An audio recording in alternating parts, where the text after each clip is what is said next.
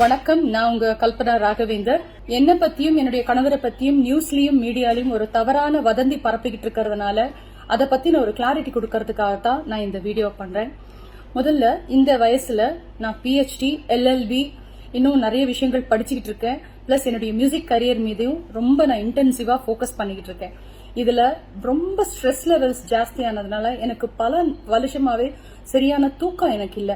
அந்த தூங்க முடியாத பிரச்சனைனால டாக்டர் கிட்ட ட்ரீட்மெண்ட் எடுத்துக்கிட்டப்போ இன்சோம்னியா இஷ்யூஸ் இருக்கு அப்படின்னு சொல்லி எனக்கு மெடிசன் பிரிஸ்கிரைப் பண்ணியிருந்தாங்க.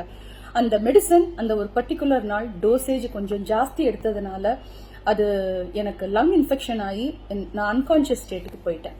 இன்னைக்கு நான் உயிரோட திரும்பி வந்து உங்க எல்லார்கிட்டயும் நான் பேசுறேன்னா அதுக்கு ஒரே காரணம் என் கணவர் அன்னைக்கு எனக்காக பட்ட பாடுதான்.